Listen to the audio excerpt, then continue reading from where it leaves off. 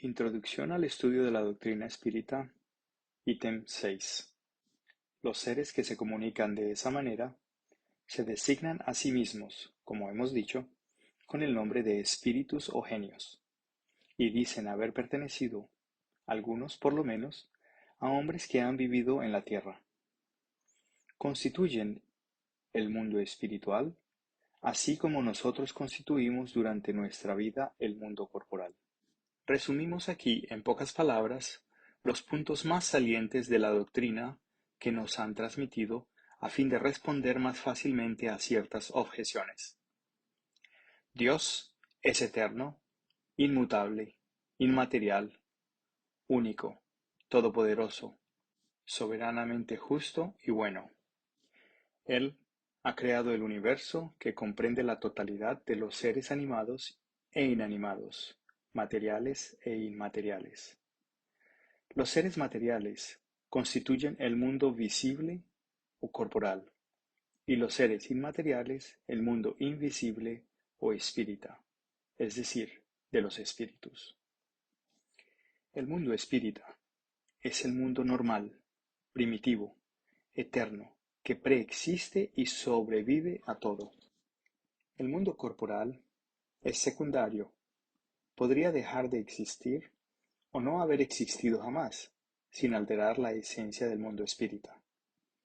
Los espíritus se revisten temporalmente con una envoltura material perecedera, cuya destrucción por la muerte los devuelve a la libertad.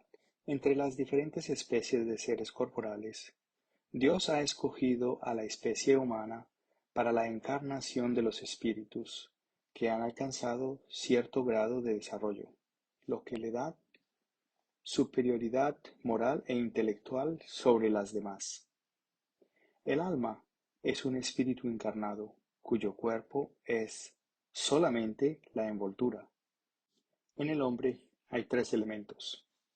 Primero, el cuerpo, o ser material, análogo al de los animales y animado por el mismo principio vital. Segundo, el alma, o ser inmaterial, espíritu encarnado en el cuerpo. Tercero, el lazo que une el alma al cuerpo, principio intermediario entre la materia y el espíritu. Son dos, pues, las naturalezas del hombre. Por su cuerpo, participa de la naturaleza de los animales, cuyos instintos tiene. Por su alma, participa de la naturaleza de los espíritus. El lazo, o periespíritu, que une el espíritu al cuerpo, es una especie de envoltura semimaterial. La muerte es la destrucción de la envoltura más densa. El espíritu conserva la segunda, que constituye para él un cuerpo etéreo, invisible para nosotros en su estado normal, aunque puede volverse accidentalmente visible e incluso tangible, como sucede en el fenómeno de las apariciones. El espíritu no es, por lo tanto, un ser abstracto, indefinido, que únicamente se puede concebir con el pensamiento. Se trata de un ser real, circunscrito, que en ciertos casos es percibido por los sentidos de la vista, del oído y del tacto. Los espíritus pertenecen a diferentes clases. No son iguales en poder, como tampoco en inteligencia, saber o moralidad. Los del primer orden son los espíritus superiores, que se distinguen de los demás por su perfección, sus conocimientos, su proximidad a Dios, la pureza de sus sentimientos y su amor al bien. Son los ángeles o espíritus puros. Las otras clases se alejan cada vez más de dicha perfección. Los espíritus de las categorías inferiores son propensos a la mayoría de nuestras pasiones: el odio, la envidia, los celos, el orgullo, etc. Se complacen en el mal. Los hay ni demasiado buenos ni muy malos. son más enredadores y molestos que malvados, y las travesuras e inconsecuencias parecen ser su patrimonio. Son los duendes o espíritus frívolos. Los espíritus no pertenecen perpetuamente al mismo orden. Todos mejoran al pasar por los diferentes grados de la jerarquía espírita. Ese mejoramiento tiene lugar por medios de la encarnación, impuesta a unos como expiación y a otros como misión. La vida material es una prueba que deben sufrir repetidas veces hasta que hayan alcanzado la perfección absoluta. Es una especie de tamiz o depurador del que salen más o menos purificados. Al abandonar el cuerpo, el alma regresa al mundo de los espíritus, del que había salido, y retorna una nueva existencia material después de un lapso relativamente prolongado durante el cual permanece en estado de espíritu errante.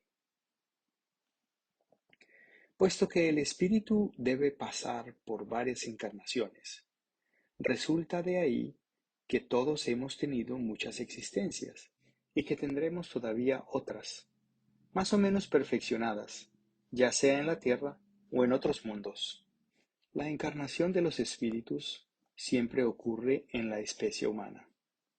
Sería un error creer que el alma o espíritu puede encarnar en el cuerpo de un animal. Las diferentes existencias corporales del espíritu son siempre progresivas, jamás retrógradas. No obstante, la rigidez del progreso depende de los esfuerzos que hacemos para alcanzar la perfección. Las cualidades del alma son las del espíritu que está encarnado en nosotros, de modo que el hombre de bien es la encarnación de un espíritu bueno, mientras que el hombre perverso es la de un espíritu impuro. El alma tenía su individualidad antes de encarnar y la conserva después de separarse del cuerpo. A su regreso al mundo de los espíritus, el alma encuentra allí a los que conoció en la tierra, y las existencias anteriores vuelven a su memoria con el recuerdo del bien y del mal que ha hecho. El espíritu encarnado se halla sometido a la influencia de la materia. El hombre que supera esa influencia mediante la elevación y la purificación de su alma se acerca a los espíritus buenos, con los cuales habrá de reunirse un día. El que se deja dominar por las malas pasiones y cifra todas sus alegrías en la satisfacción de los apetitos groseros, se acerca a los espíritus impuros, porque da preponderancia a la naturaleza animal. Los espíritus encarnados habitan en los diferentes mundos del universo. Los espíritus no encarnados o errantes no ocupan una región determinada y circunscrita. Están por todas partes, en el espacio y a nuestro lado. Nos ven y se relacionan con nosotros sin cesar. Conforman una población invisible que se agita alrededor nuestro. Los espíritus ejercen sobre el mundo moral e incluso sobre el mundo físico una acción incesante. Actúan sobre la materia y el pensamiento. Constituyen uno de los poderes de la naturaleza y la causa eficiente de una multitud de fenómenos hasta ahora inexplicados o mal explicados que sólo encuentran una solución racional en el espiritismo. Las relaciones de los espíritus con los hombres son constantes. Los espíritus buenos nos incitan al bien, nos sostienen en las pruebas de la vida y nos han ayudado a soportarla con valor y resignación. Los malos nos incitan al mal, se complacen en ver que sucumbimos y que nos asemejamos a ellos. Las comunicaciones de los espíritus con los hombres son ocultas u ostensibles. Las comunicaciones ocultas tienen lugar mediante la influencia buena o mala que ejercen sobre nosotros sin que lo sepamos. Compete a nuestro juicio discernir entre las inspiraciones buenas y las malas. Las comunicaciones ostensibles tienen lugar por medio de la escritura, la palabra u otras manifestaciones materiales, la mayoría de las veces a través de los mediums que les sirven de instrumento. Los espíritus se manifiestan espontáneamente o por evocación. Podemos evocar a todos los espíritus, tanto a los que animaron a hombres oscuros como a los de personajes más ilustres, sea cual fuere la época en que hayan vivido, a los de nuestros parientes o enemigos, y obtener de ellos, a través de comunicaciones escritas o verbales, consejos, informaciones sobre su situación de ultratumba, sobre sus pensamientos respecto de nosotros, así como las revelaciones que se les permite hacernos. Los espíritus son atraídos en virtud de su simpatía por la naturaleza moral del medio, que los evoca. Los espíritus superiores se complacen en las reuniones serias, donde predominan el amor al bien y el deseo sincero de instruirse y mejorar. Su presencia aleja de allí a los espíritus inferiores. En caso contrario, estos encuentran libre acceso y pueden actuar con absoluta libertad entre las personas frívolas o guiadas exclusivamente por la curiosidad, así como en todas partes donde encuentren malos instintos.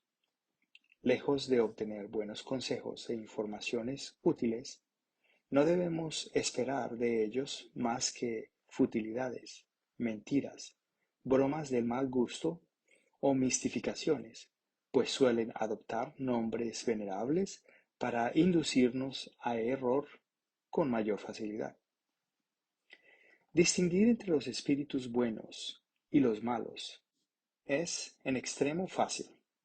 El lenguaje de los espíritus superiores es invariablemente digno, noble, se halla impregnado de la más elevada moralidad, libre de pasiones inferiores. Sus consejos reflejan la sabiduría más pura y tienen siempre por objeto nuestro mejoramiento y el bien de la humanidad. El lenguaje de los espíritus inferiores, por el contrario, es inconsecuente, suele ser trivial e incluso grosero. Si de vez en cuando expresan cosas buenas y verdaderas, la mayoría de las veces las dicen falsas y absurdas, por malicia o por ignorancia. Juegan con la credulidad y se divierten a costas de quienes los interrogan. Halagan su vanidad y alimentan sus deseos con falsas esperanzas. En resumen, las comunicaciones serias, en las más amplias acepción de la palabra, solo tienen lugar en los centros serios, cuyos miembros se hallan unidos por una comunión íntima de pensamientos con miras al bien. La moral de los espíritus superiores se resume, como la de Cristo, en la máxima evangélica que recomienda actuar para con los otros como quisiéramos que los otros actuasen para con nosotros mismos, es decir, hacer el bien y no el mal. El hombre encuentra en este principio la regla universal de conducta, incluso para sus más insignificantes acciones. Nos enseñan que el egoísmo, el orgullo, la sensualidad son pasiones que nos acercan a la naturaleza animal y nos sujetan a la materia, que el hombre, que desde este mundo se desapega de la materia mediante el desprecio a las futilidades mundanas y a la práctica del amor al prójimo, se acerca a la naturaleza espiritual, que cada uno de nosotros debe hacerse útil según las facultades y los recursos que Dios ha puesto en nuestras manos para probarnos. Que el fuerte y el poderoso deben apoyo y protección al débil, pues quien abusa de su fuerza y de su poder para oprimir al semejante, transgrede la ley de Dios. Enseñan, por último, que en el mundo de los espíritus, donde nada se puede ocultar, el hipócrita será desmascarado y sus torpezas habrán de ser descubiertas, que la presencia inevitable y constante de aquellos para con los cuales hemos actuado mal es uno de los castigos que se nos reservan, que al estado de inferioridad y superioridad de los espíritus les corresponden penas y goces que desconocemos en la tierra. Con todo, también nos enseñan que no hay faltas irremisibles, que no puedan ser borradas mediante la expiación. El hombre encuentra el medio de lograrlo en las diferentes existencias, que le permiten avanzar conforme a su deseo y a sus esfuerzos por la vía del progreso hacia la perfección que es su objetivo final. Este es el resumen de la doctrina espírita, tal como resulta de la enseñanza impartida por los espíritus superiores. Veamos ahora las objeciones que a ella se oponen.